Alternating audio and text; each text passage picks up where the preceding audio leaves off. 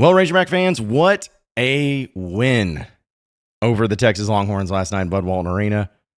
Good grief, did they need that one. So let's talk about it on today's Locked On Razorbacks podcast.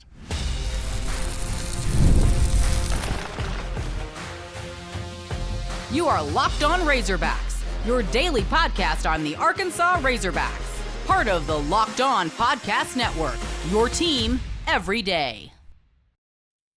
Welcome into Locked On Razorbacks podcast. I am your host, John Nabors. I am also the host of Inside Arkansas Live, which you can catch every weekday starting at noon on Inside Arkansas and InsideArkansas.com. Hope everybody's having a wonderful Thursday.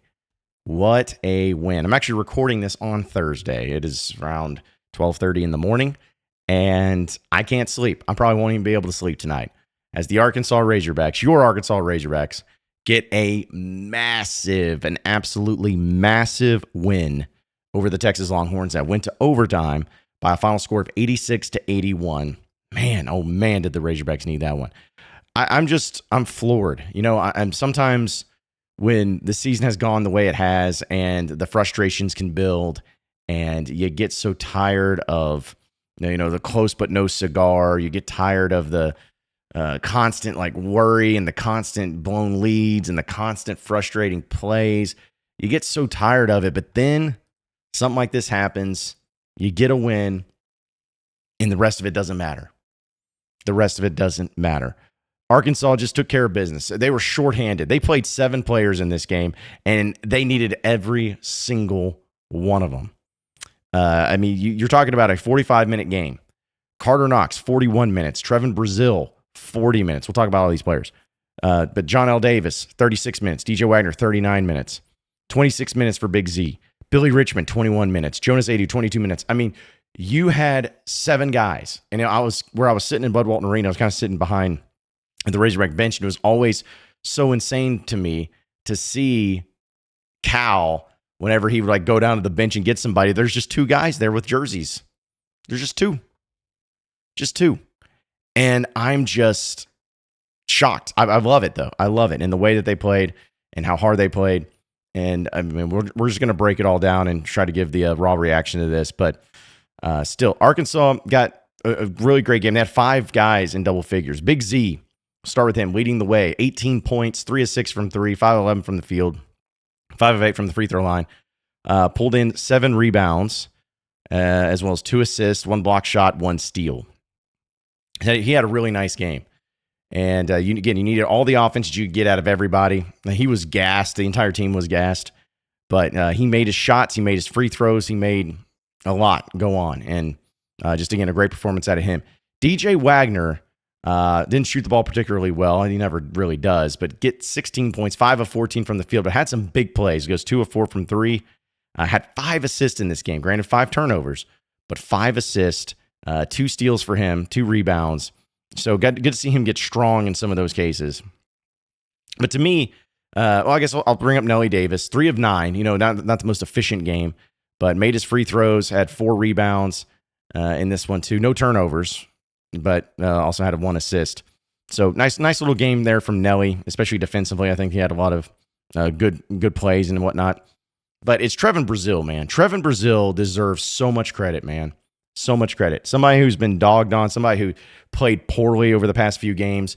And we even talked about it on the show and on the podcast that, hey, this is something that he has to step up and do. He has to be the guy that is stepping up. Has to be. With the Duthero being out, I'll be honest, I didn't know what to expect.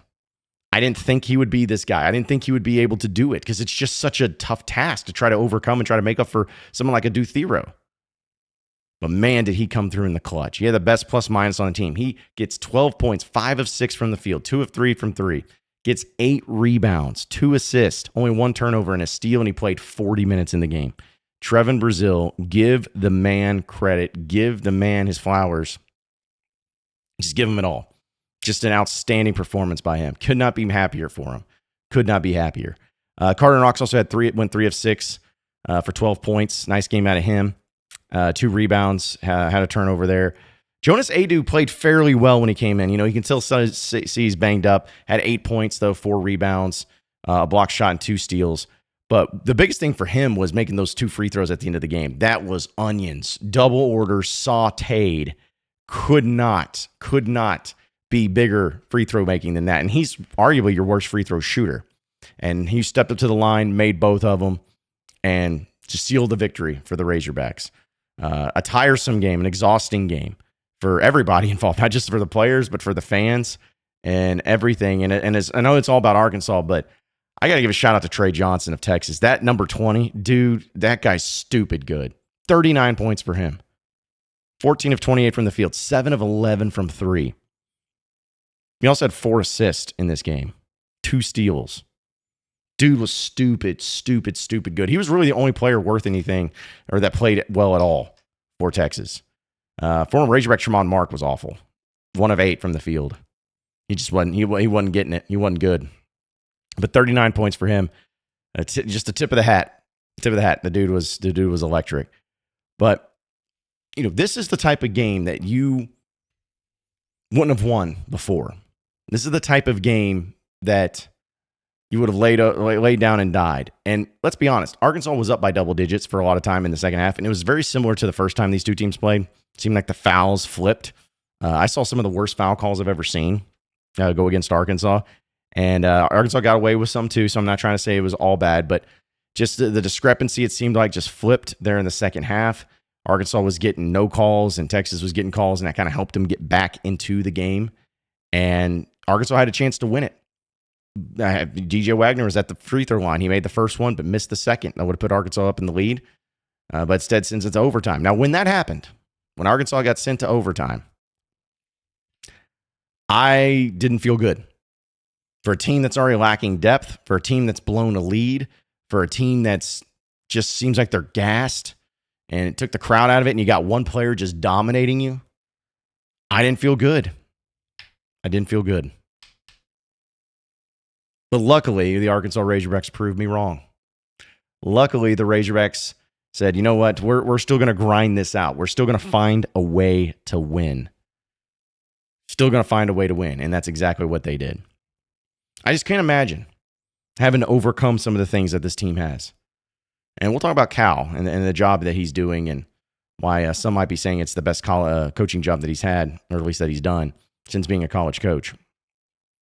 But how this team is playing right now, and even in the losses, no moral victories, I get it, but even in the losses, you're giving everybody all they want.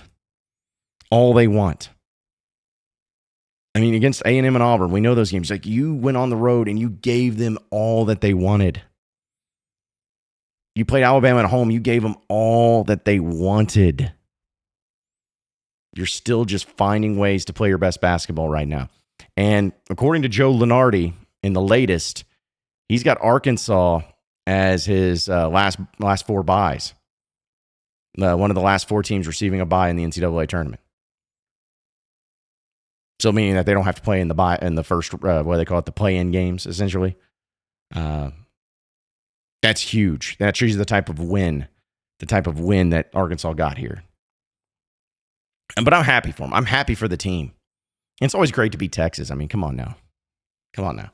Sweeping Texas feels good. Feels really good. But I'm happy for the team. I'm happy for the players because they've, again, had to overcome so much, but also the team itself, they're just decimated with injuries. I mean, 2 of your best players, like one of them's been out for the season, and the other one's been banged up a lot and dealing with sickness and whatnot with Thero.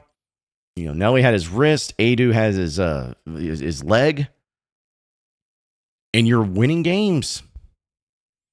You're finding ways. You're grinding it out. And I remember when Cal talked about this team against Texas A&M after the game, called them fragile. And I remember I took exception to that. He would know more than me. I took exception because I'm like, man, I don't see this as a fragile team. I see this as a team that is extremely frustrated in how things gone, and they're finally figuring some things out, finally starting to play like the team that they should, and all things going against them and knowing what's at stake, they've answered the call. But here's the deal. Looking back on it, when Cal said that this team is fragile, he said that probably on purpose. He said it probably to motivate him. And I think he has. Maybe I'm giving him too much credit. Maybe I'm overthinking it. But this is not a fragile team. This is a tough team. A mentally tough team that has developed it as the year has gone on. And right now, you are in the NCAA tournament. If it was to start today, you are in the NCAA tournament. Would any of us would have thought when this team was 1-6 in SEC play that would be remotely possible? I mean, after that Oklahoma loss at home right before the Kentucky game, I said it on record. It's like, this is not a tournament team. It's not a tournament team. But since that Kentucky game, man, something's flipped. You're not going to win every game. You got 3-1s in front of you, and I think one of them, like that Vanderbilt game on the road, is going to be extremely tough. And I'm not going to say it's going to be a win. But you're in position to win all 3 of your final games, which would put you at 9-9 in SEC play. 9-9. 20-11 overall, because you're 6-9 right now. And if you were able to pull off 9-9, folks, there is a chance. I'm not saying it would happen, but there is a chance you could finish as high as 7th in the SEC. That doesn't seem good, does it? But considering where you were, that is phenomenal. Happy for the team, happy for the Hogs, happy for you, the fans, to be able to enjoy yourselves at a Razorback basketball event in the game. Once again, it's been great. We'll talk a little bit about the job that John Calipari has done as far as coaching goes, and we'll get to that and more. So stay with us here on the Locked On Razorbacks podcast.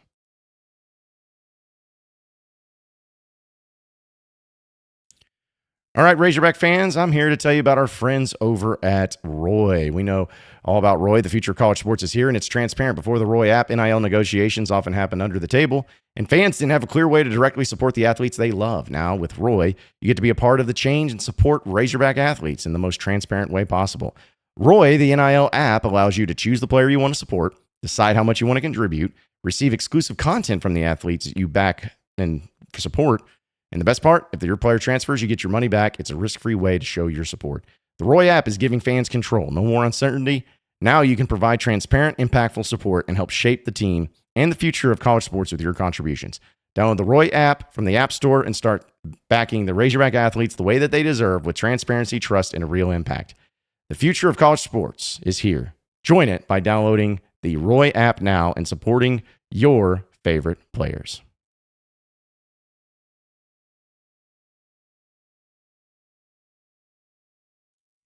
All right, so moving on into the next segment of the Locked On Razorbacks podcast, I want to talk about John Calipari. John Calipari, Hall of Fame coach, national championship winning coach, Final Fours out the wazoo. We know his resume. He has done a lot of incredible coaching jobs. At Kentucky, of course, we know that was when he was at his peak. Had a national championship, had one of the best teams. They lost in the Final Four, but to win every game leading up into that was one of the best teams you'd ever see. Again, multiple Final Fours. There was a time where I believe Kentucky was an 8 seed and made it to the Final Four, made it to the championship game. There's been a lot of different instances of high-level successes, but also some failures, like making the NIT and then not making the NCAA tournament. Not at all. So, looking at where it's going right now, think about this. This might be the best job John Calipari has done in coaching. Now, is it going to be a national championship? Is there still games to be played? Yes. So, I want everyone to understand. I'm not saying right now for sure it's the best. Because it's about the end result, right? I mean, how can you top a national championship when it comes to your best coaching job?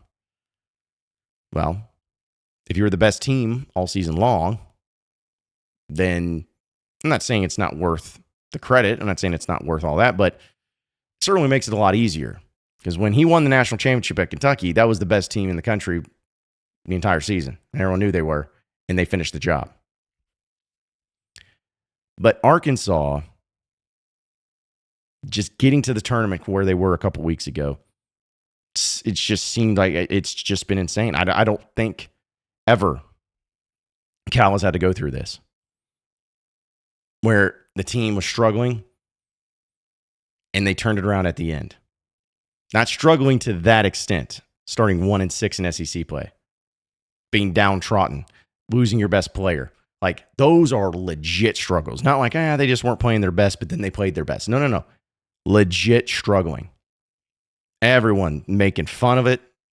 National media making fun of him. Kentucky faithful coming out of the woodwork at him. Everybody's just like, Cal's cooked. He's lost it. He's never taken the criticism and never had the fire thrown at him as much as what he did this past year, ever in his career. And here he is with his basketball team in a great position to not only make the NCAA tournament, but to possibly be set up perfectly to make a run in the NCAA tournament. Now, that's a lot. There's still games to play, folks, and that's why I want to reiterate.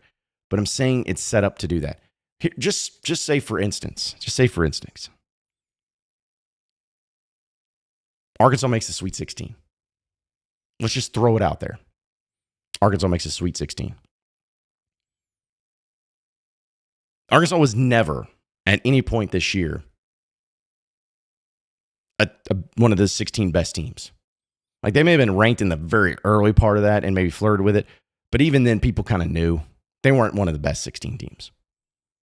But to end the season as one of the best 16 teams shows just how far you've come. Like, I love the fact of being a threat to people. It's just fun, even if it seems unorthodox. I love being a threat to teams and to people and all that. And if you're Cal, you could find a way to get yourself into an 8-9 seed. You really could. If you play your best and you win these games, you could get right there in an 8-9 game.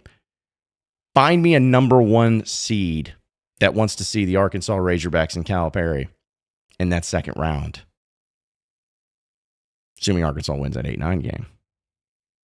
But if Arkansas won out the rest of the SEC slate, maybe won a game or two in the SEC tournament, name me one seed that would want to face Arkansas in that second round game as a 1 seed. Yeah, it doesn't exist. Find me an 8 or a 9 seed team that would want to face the Razorbacks in that first round and feel good about it. No one. No one wants to do that. That's what a great coach does. Have the best team playing their best basketball right then and there. It would feel so good. You got work to do, so I don't want to get ahead of the curve here. You got work to do. But Cal's done a phenomenal job. Cal did a phenomenal job last night. Cal has it going, and he deserves it. He deserves the credit. He deserves the praise. And if he could pull this off and make the end result be a great one for Razorback basketball, then the next few years, man, it could be great. It could be better than great. Because if this is the worst we're going to see of Cal, it's about that end result. But if this is the worst we're going to see about Cal, sign me up for it any day of the week, right now. All right, we'll get into the final segment of the Locked On Razorbacks podcast. Look around the SEC and what the standings look like. So stay with us here on the Locked On Razorbacks podcast.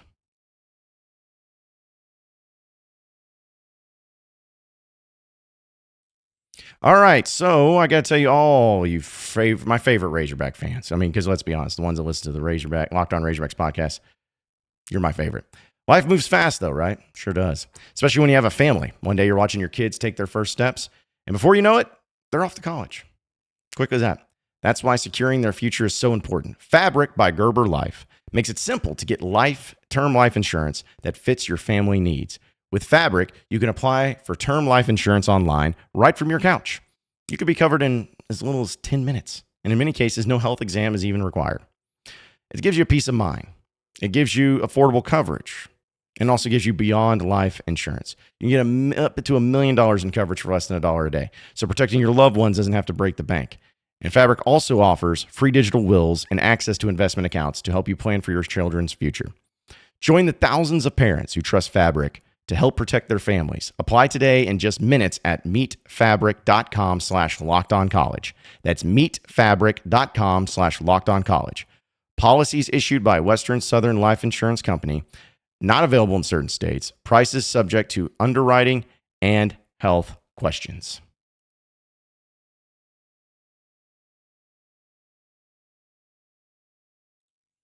All right, so final segment here on the Locked On Razorbacks podcast. Let's look at the rest of the SEC. This is another reason why Arkansas winning this game was huge, because the SEC had some weird type of matchups and a couple teams that you didn't really want to see. Like, for instance, Kentucky beat Oklahoma in a thriller.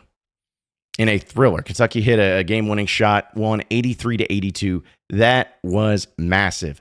You need Oklahoma and teams like Oklahoma. I know it sounds weird. You needed to root for Kentucky last night because you need teams like Oklahoma to get pushed down because they hold the win over you. And they were one of those teams in the bubble and all that. Same with Texas. Stick it down, get down, get away, go away. So that was a big win for Kentucky. It's a big win for you. And that really worked out. So kudos to the Wildcats for not screwing the pooch in that one. Auburn beat the crap out of Ole Miss. They beat them by 30. Goodness.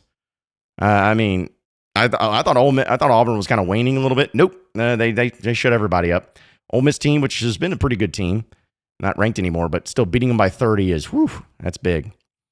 But really the big upset, and a team that is in the tournament right now, is Vanderbilt.